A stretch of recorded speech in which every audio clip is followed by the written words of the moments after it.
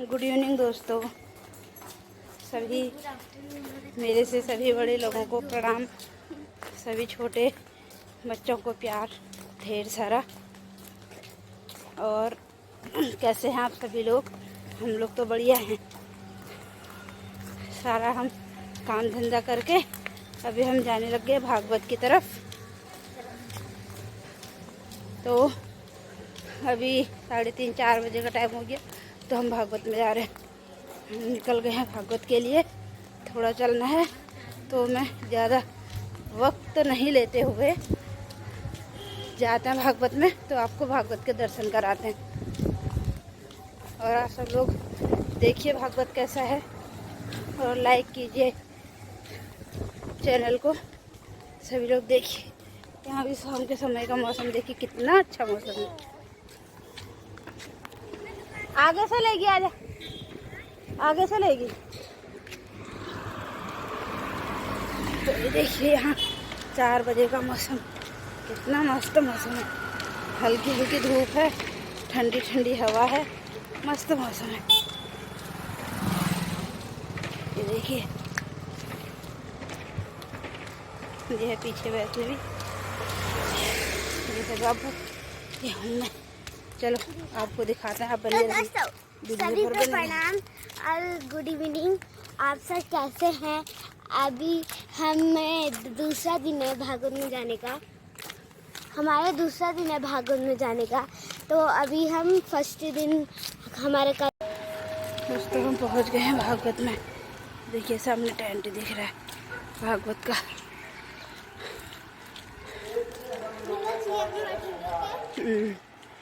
Chair में मच्छर काटते हैं ना। देखिए दोस्तों, दिख रहा टेंट। पहुंच गए हैं। आपको भागवत के सुंदर सुंदर वचन सुनाएंगे महाराज जी के।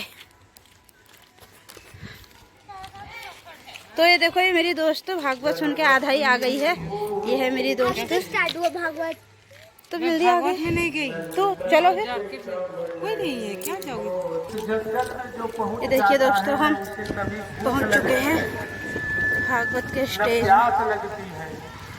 अभी आपको दर्शन कराएंगे सुंदर सुंदर भागवत के। से उठा के लगा ले माथे पर,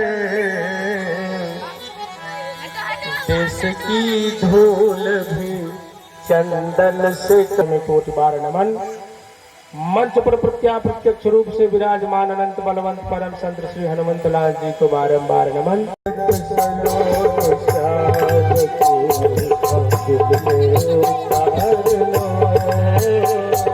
सूरत सलोट श्याम की दिल में उतार लो।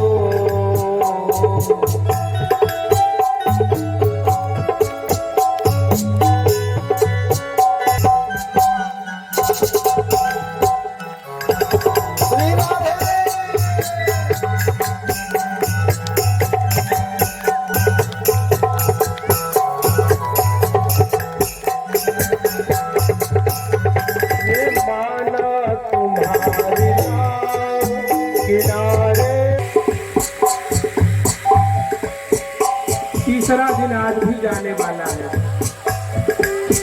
4 दिन और हम लोगों के बीच बचा है।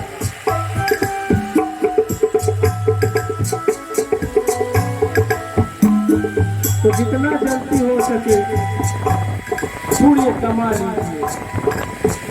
साधक कह रहे हैं, वो माना तुम्हारी नाव किनारे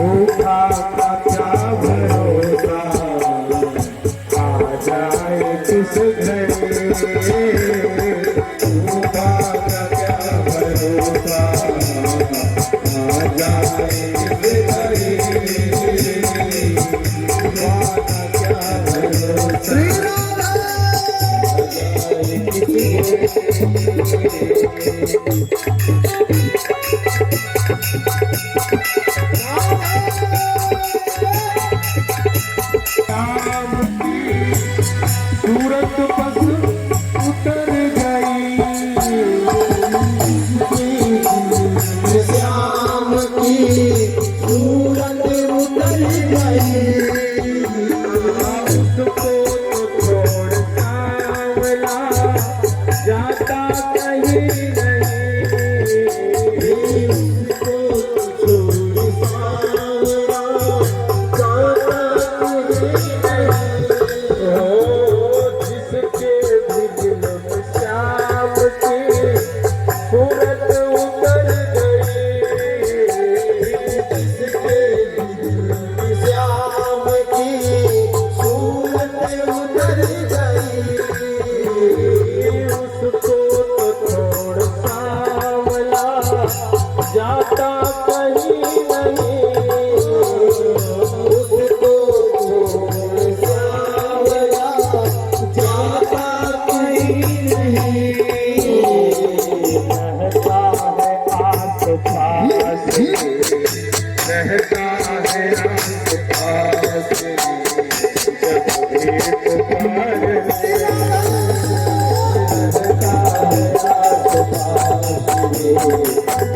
भी पुकारे, रहता है आस पास, जब भी पुकारे,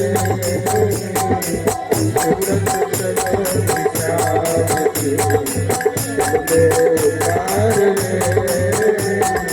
ले, सूरत चलो श्याम की, दिल में उतार ले।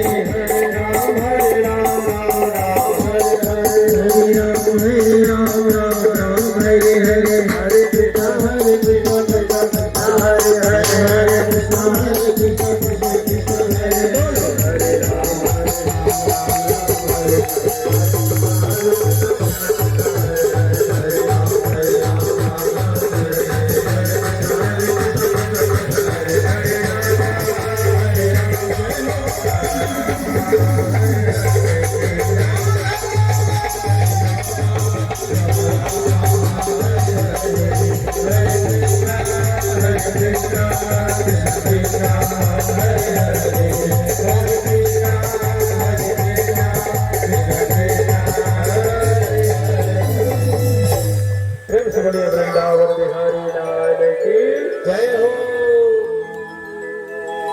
जन्माद्यस्य यतोऽन्वयादितरत्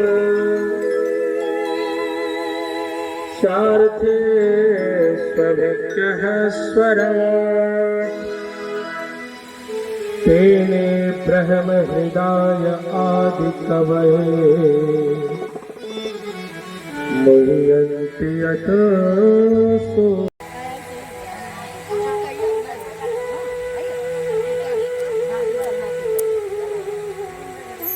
कथा से हमको कुछ मिले, वही कथा कथा है, अन्यथा सब व्यथा है। कुछ ज्ञान यदि हमें नहीं मिला कथा से, व्यास जी आए कह के क्या चले गए, अब हम इतनी देर समय दे करके हम अपना समय नष्ट किए। इसका केवल इतना मतलब है कि आपको कथा से क्या प्राप्त हुआ, कुछ मिला नहीं तो वह कथा कथा नहीं है।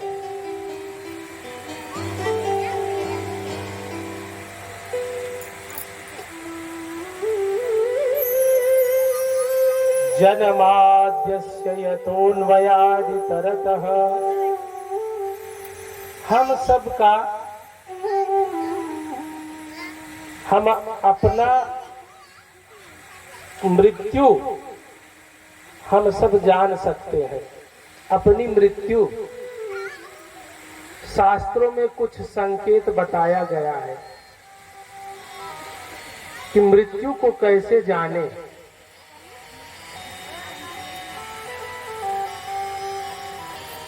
दो तीन संकेत आप लोग भी समझ जाइए। सबसे प्रथम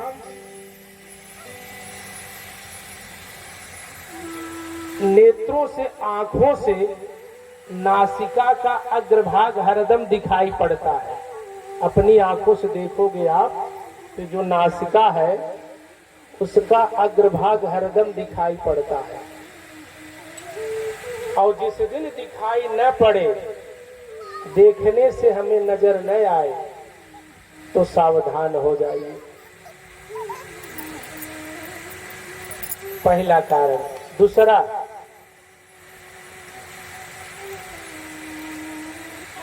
अपने हाथों से दोनों कानों को बंद करने के बाद भी, हाथों से कान बंद कर लीजिए, बंद करने के बाद भी साए साए की आवाज सुनाई पड़ती है। यदि न सुनाई पड़े तब भी सावधान हो जाएं। ये दो हो गया। तीसरा,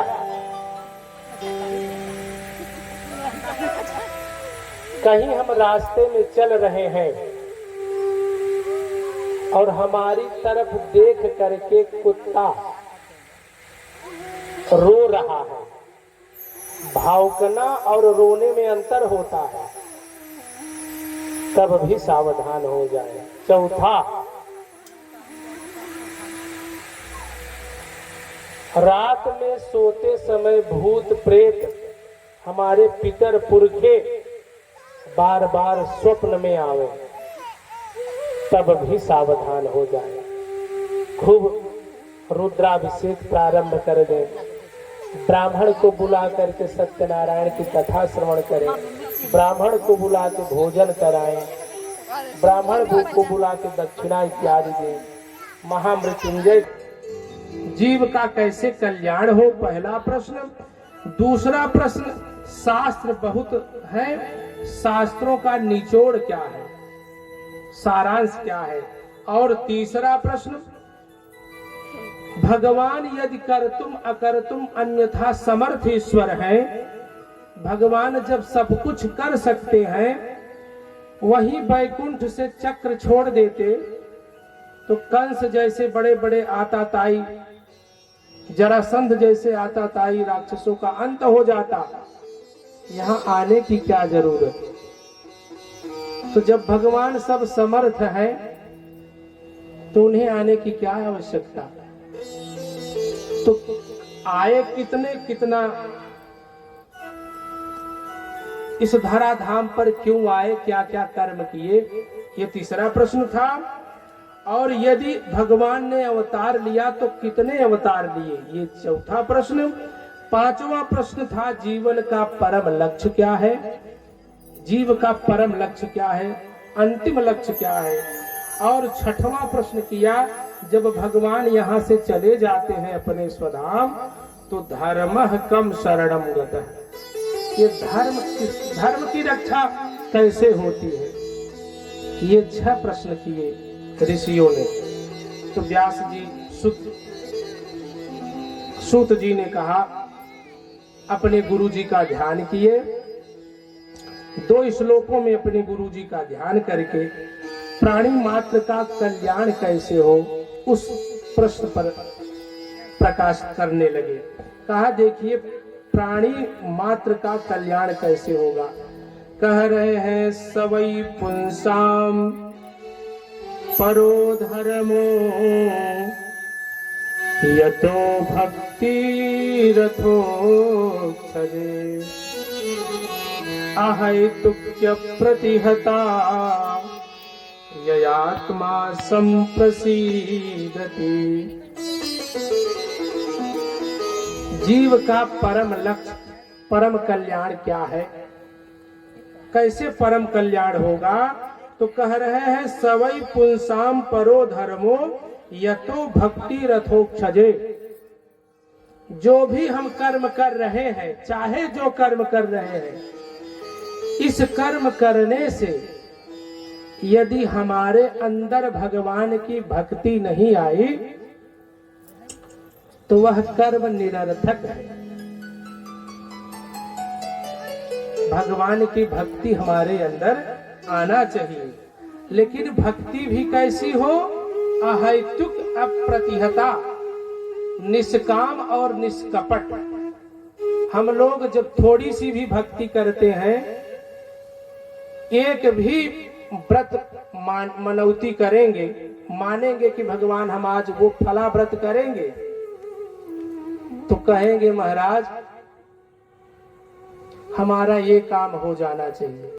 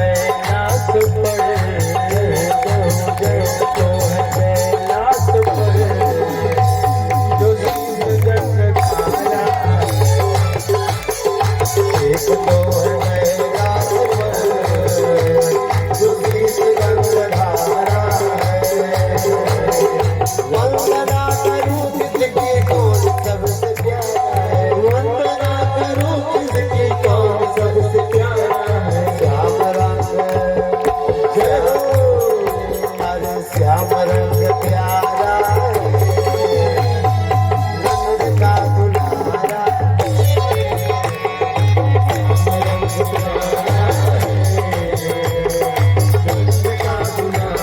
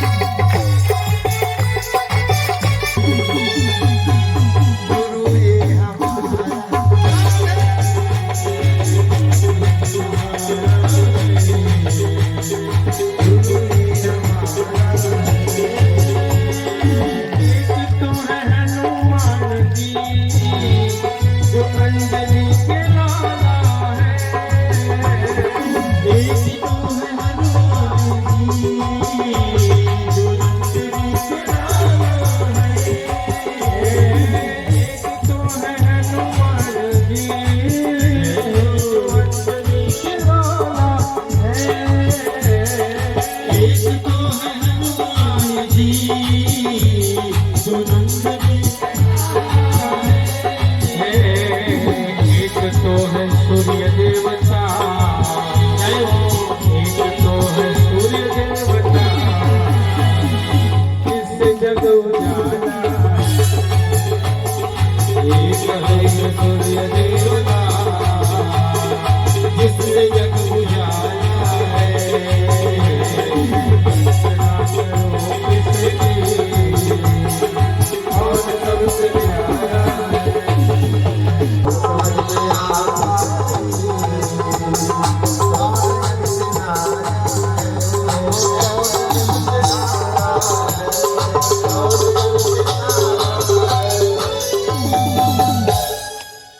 उसी समय चिंता में बैठे थे और उसी समय कौन पहुंच गए?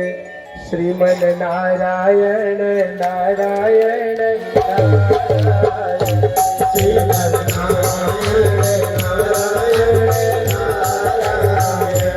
श्रीमन नारायण नारायण श्रीमन नारायण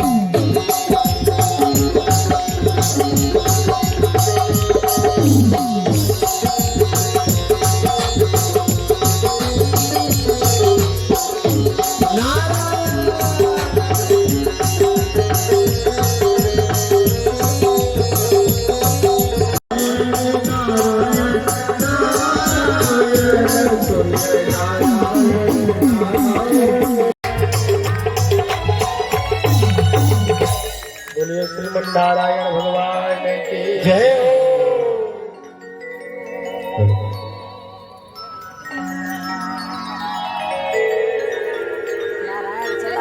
हम लोग भी इसी तरह कंफ्यूज रहते हैं कि भगवान किसकी पूजा करें,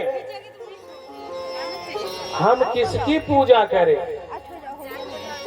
कृष्ण भगवान की करें, रामचंद्र जी की करें, शिव जी की करें?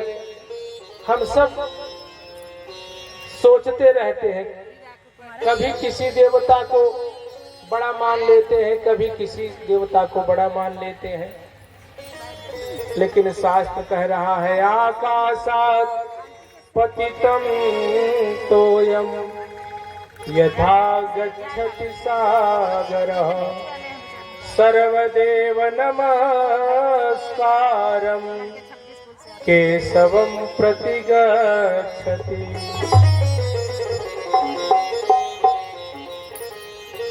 जैसे आकाश की बूंद जब चलती है आकाश से तो वह नदी में गिर करके आकाशात् पतितम तोयम यथा, तो वह जब तक आपका पुण्य नहीं होगा। जैसे हमको जल निकालना है, जल तो रोज एक फावड़ा यहाँ मारेंगे, वहाँ मारेंगे। कुआं बनाना है, अब तो हैंड पाइप इत्यादि नल वगैरह अब आ गया, नहीं तो पहले कुआं खोद करके ही जल निकाला जाता था। तो एक फावड़ा यहाँ मारेंगे, एक फावड़ा वहाँ, तो जल नहीं मिलेगा। और एक ही जगह लगातार हम प्रहार करते रहे तो कभी न कभी जल हमको मिल जाएगा। ठीक उसी प्रकार भगवान के भजन की पूजा की यही महिमा है कि एक देवता को आप नियमित उन्हीं का जप करिए, तप करिए, उसी देवता को सिद्ध करिए, तो आप मनोकामना एक देवता पूर्ण कर देंगे। और प्रतिदिन देवता बदलेंगे तो कह रहे हैं जैसे दो नाव की सवारी करने का जो फल होता है वही फल देवता बदलने का होगा, कहीं पार नहीं हो पाएंगे। एक ही देवता को अपना इष्ट बना लीजिए किसी न किसी को, और उन्हीं का चिंतन, उन्हीं का नाम, उन्हीं का स्मरण, उन्हीं का ध्यान अनवरत चलता रहे। रोज बदलना नहीं चाहिए। आज व्यास जी स्वयं दुखी हो गए।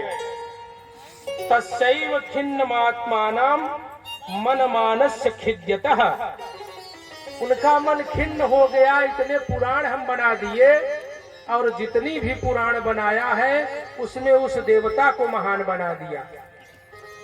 तब उसी समय नारद भगवान पहुंचे। नारद माने क्या होता है?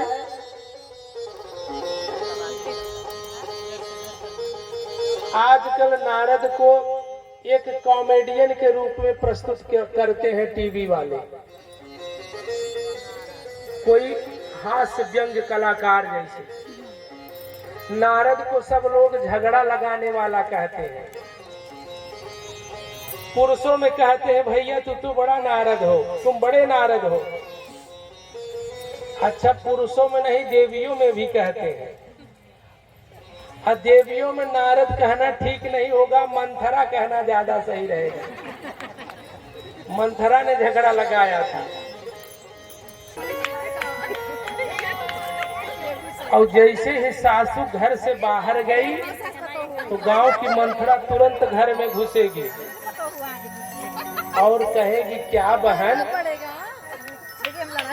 बेटी, तुम अकेले अकेले भोजन पका रही हो, कितना काम कर रही। बेचारी का देखो चेहरा काला पड़ गया। और अपना तो ब्यूटी पार्लर गई है, बाजार घूमने गई है, भला बताओ। अब इतना ही बात इंजेक्शन का काम कर जाता है।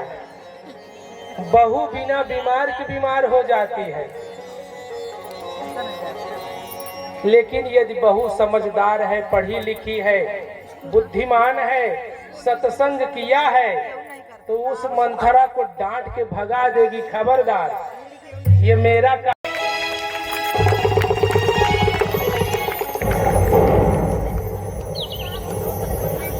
तो जो समझदार बहू होगी वो तो भगा देगी, लेकिन जो दिमाग की पैदल होगी तो उतना इंजेक्शन का काम करेगा और बिना बीमारी के बीमार हो जाएगी, बिस्तर पकड़ लेगी। तो नारद माने झगड़ा लगाने वाला नहीं। नारम ददात ज्ञानम इति नारदः।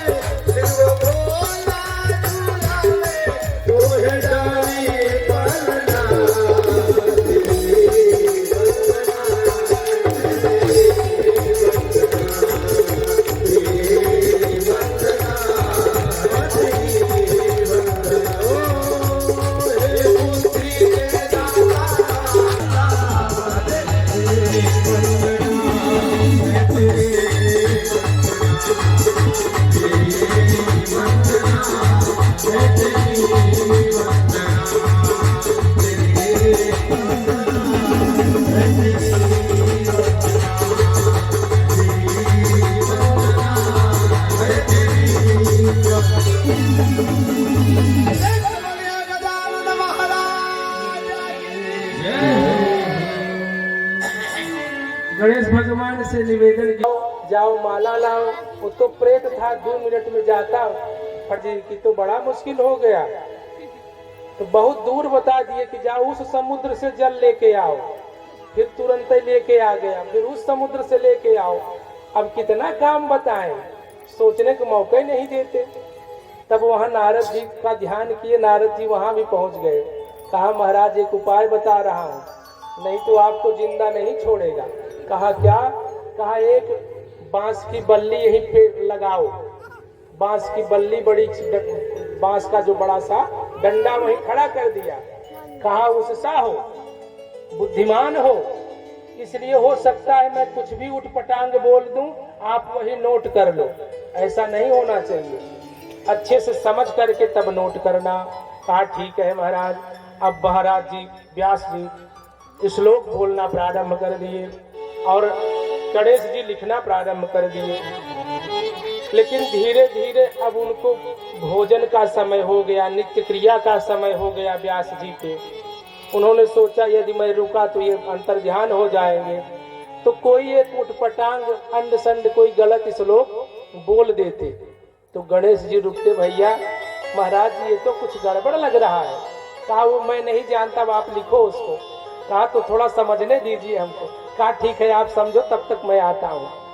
अब गणेश जी उसको ऐसा नहीं है तो ऐसा होना चाहिए, नहीं नहीं ऐसा होना चाहिए।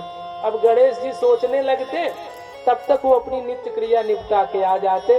व्यास जी कहते थे छोड़ो जाने दो, ये वाला लिखो। तो सही सही वाला दूसरा बोल देते। इसी प्रकार धीरे धीरे 18,000 श्लोक, 12 स्कंध और 335 अध्यायों में श्रीमद् भागवत महापुराण संहिता बन करके प्रारंभ हो गई। श्रीमद् भागवत महापुराण की जय। पुराण तो बन गया, लेकिन व्यास जी ने सोचा इसे किसको पढ़ाएं, किसको दें हम, जिसके अंदर न काम हो न क्रोध हो, उसी को ये पुराण दे देना चाहिए। तो उनके मन में आया विश्वामित्र जी को कंठस्थ करा दे। लेकिन फिर विचार आया नहीं नहीं, विश्वामित्र जी 60,000 तपस्या किए थे, 60,000 वर्ष तक।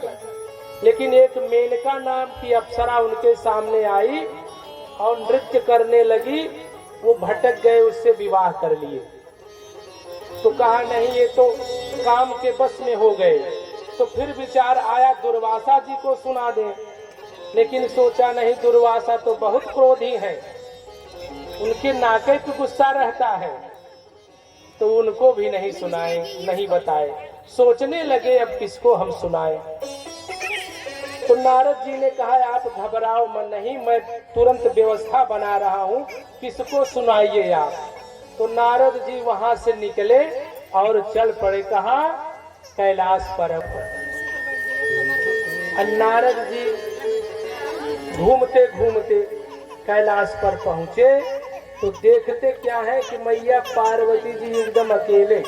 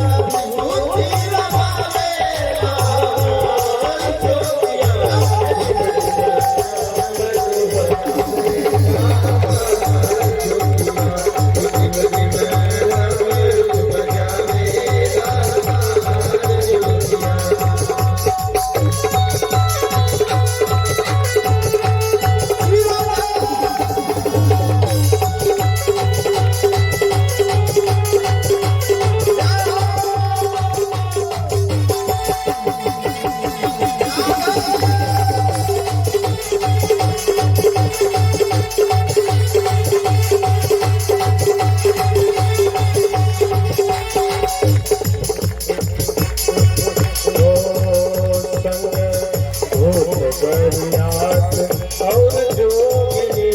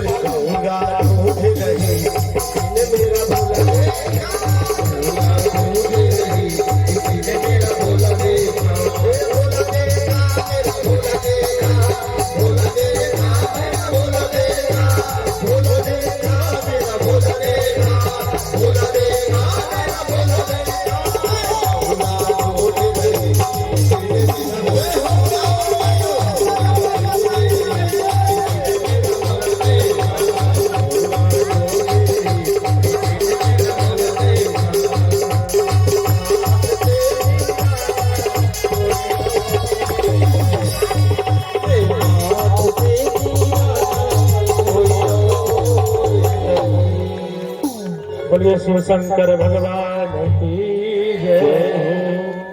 देखिए आप लोगों के सामने दिव्य झांकी भगवान भोले मैया पार्वती। अरे और दिव्य झांकी है।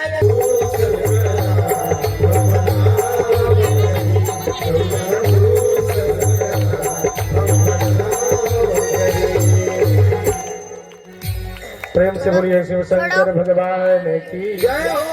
बस सभी लोग बैठ जाइए आराम से। नारद जी ने सुंदर मौका देखा कैलाश पर्वत पर मैया अकेले विराजमान थी। पहुंच गए भगवान नारद जी, मैया को देखा, प्रणाम किया। मैया ने देख करके कहा, आओ गुरुदेव आप कहाँ थे, बहुत दिनों के बाद आवागमन हुआ, आइए आपका स्वागत है। नारद जी ने पूछा मैया वो सब ठीक है, मेरा एक प्रश्न है। कहा क्या? कहा ये बताइए भगवान भोलेनाथ आपसे प्रेम करते हैं? कहा ये कैसा प्रश्न कर रहे हो महाराज, सारे संसार का पति अपनी पत्नी को उतना नहीं चाहता होगा जितना मेरे भोलेनाथ मुझे चाहते हैं। तो कहा तब तो सारी बातें तुमको बता देते होंगे। कहा आज तक कोई बात उन्होंने हमसे नहीं छुपाया, सारी बात बता देते हैं। तो कहा फिर ये बताओ भगवान भोलेनाथ अपने गले में मुंडों की माला धारण करते हैं, वो किसके मुंड हैं सब? तब तो मैया सूख गई। उन्होंने कहा नारद जी आज तक इस बात को तो बताया नहीं। कहा देखा आप कहती थी बहुत चाहते हैं, वो कितनी बात आपसे छुपाए हैं। कहा वो तब तो हमको जरा सा भी नहीं चाहते, जरा सा प्रेम नहीं करते। अब इतने कहना था, नारद वहां से गायब हो गए और मैया नाराज होकर के बैठ गई। इतने में घूम टहल करके भगवान भोलेनाथ जैसे पहुंचे, पूछा देवी जी, मैया ने बातें नहीं किया। फिर बुलाया देवी कहाँ हो? फिर नहीं बोली। भगवान पहुंचे, कहा क्यों नाराज हो, क्या बात है? कहा आप मुझसे अपनी सारी बात नहीं बताते, छुपाते बहुत है। कहा क्या नहीं बताया मैंने? कहा यह बताइए आप।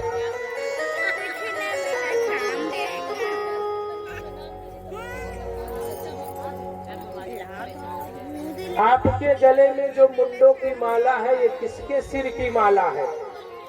कहा देवी यह न पूछे तो ही बढ़िया है। कहा देखा नारद जी सही बोल रहे थे, आप बताने वाले नहीं हो।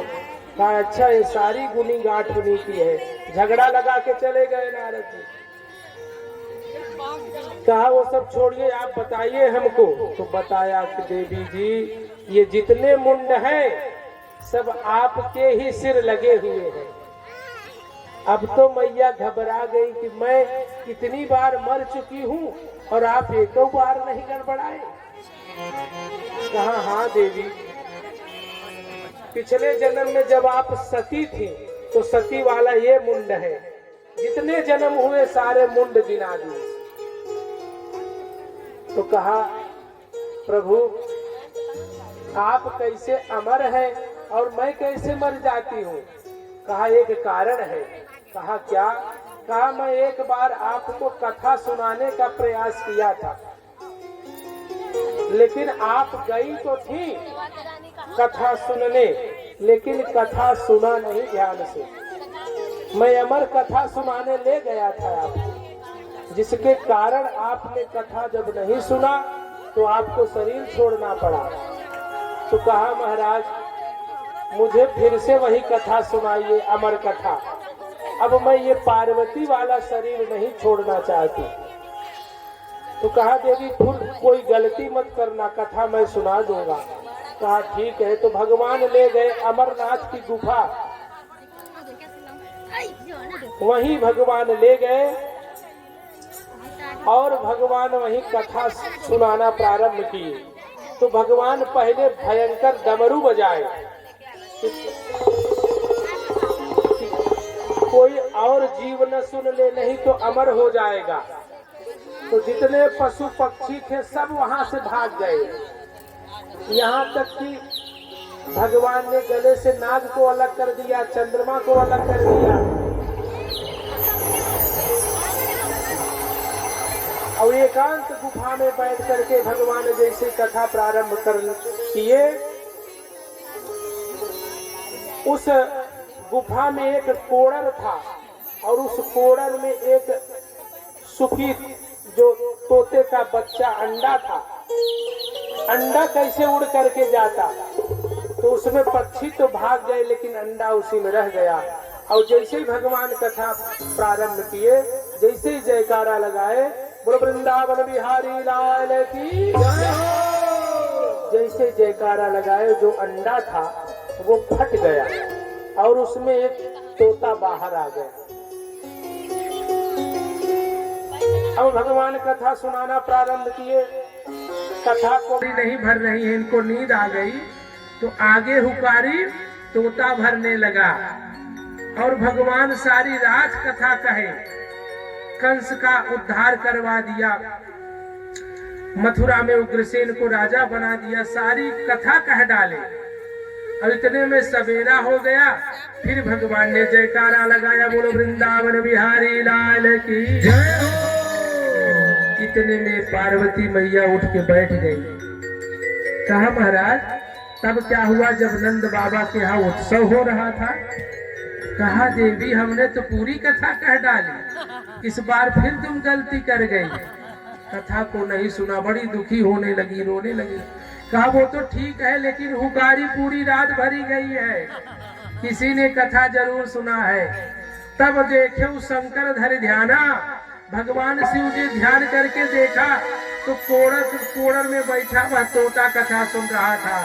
तुरंत त्रिशूल को इशारा दिया, त्रिशूल जितनी जल्दी हो इस तोते को समाप्त कर दो। त्रिशूल उड़ा और तोते के पीछे लगा। तोता भी निकला। भगवान की कथा सुनने के बाद उसके अंदर भी जोश आ गया, शक्ति आ गई। भगवान की कथा सुनने के बाद कौन नहीं होश में आ जाता, उसके पंख आ गए, भागा तोता। और इधर से त्रिशूल उधर तोता, कई वनों को लागते हुए, पहाड़ों को लागते हुए तोता भगा जा रहा है। और दौड़ते दौड़ते दौड़ते दौड़ते तोता पहुंच गया बद्री विशाल पर, जहाँ सम्याप्रास आश्रम था। सम्याप्रास आश्रम सुबह की बेला मैया अरणी जी, व्यास जी की पत्नी सूर्यार्घ दे रही थी, उनको जम्हाई आ गई। तोता उड़ने लगा अरणी मैया का। अरणी मैया चिल्लाने लगी, व्यास जी बचाओ, ये त्रिशूल आज मेरा प्राणांत कर देगा। व्यास जी आश्रम से बाहर आए, देखा, हाथ जोड़ करके प्रणाम किया, भैया त्रिशूल जी रुक जाइए, क्या अपराध है, क्यों मेरी पत्नी के पीछे पड़े हो? त्रिशूल रुक गया। कहा महाराज अपनी पत्नी से कहिए जल्दी से बमन करें, उल्टी करें।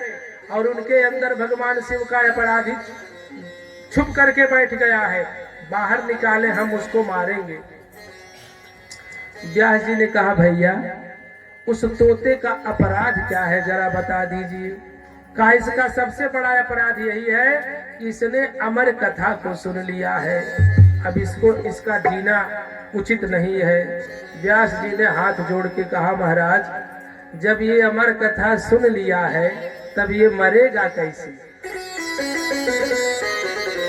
तब तो त्रिशूल का चेहरा लटक गया, दबे पांव उल्टे पांव वापस लौटा कैलाश पर्वत पर, मुंह लटका के आ रहा था। भगवान भोलेनाथ देख लिए, कहा कि तुम उदास क्यों आ रहे हो त्रिशूल, क्या बात है? कहा आप बिना सोचे समझे आदेश दे देते हो, समझते कुछ नहीं।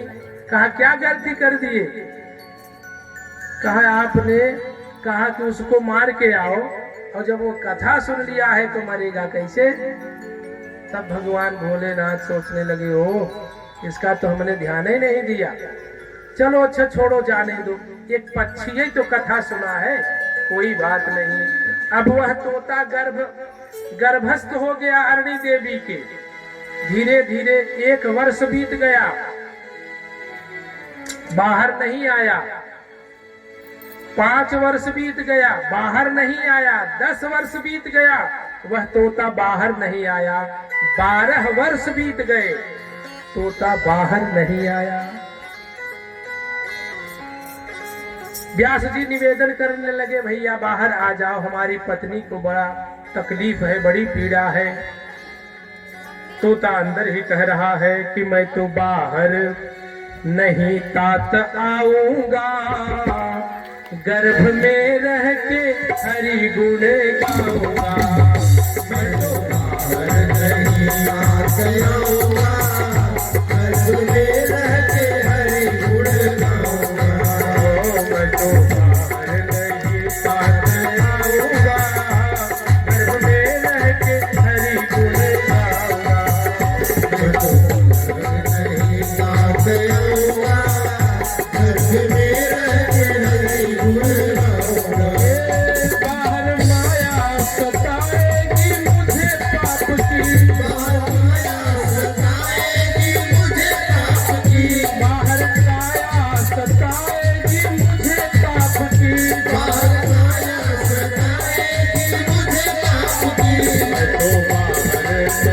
साथ आऊंगा गर्भ में रह के हरि नहीं साथ आऊंगा गर्भ में रह के हरि गर्भ में रह के हरि बोल कहा महाराज मैं बाहर नहीं आऊंगा, यदि आया तो माया मुझे घेर लेगी। बाहर जैसे मैं आऊंगा आप मेरा विवाह करा दोगे, पत्नी आ जाएगी, पुत्र हो जाएगा, परिवार हो जाएगा। मैं इस झमेले में नहीं पड़ना चाहता महाराज, मुझे गर्भ में ही रहने दीजिए, मैं यही भजन करूं। तब व्यास जी ने भगवान की प्रार्थना की, भगवान को निवेदन किया। भगवान गर्भ में गए। वृंदारण्यम स्वपदरमणम प्राविशद गीत कीर्ति। इस श्लोक में क्या शिष्य कह रहे हैं जंगल में कि बरहा पीड़म प्रभु कि जिनका रूप ही सुंदर ही नहीं। थोड़ा थोड़ा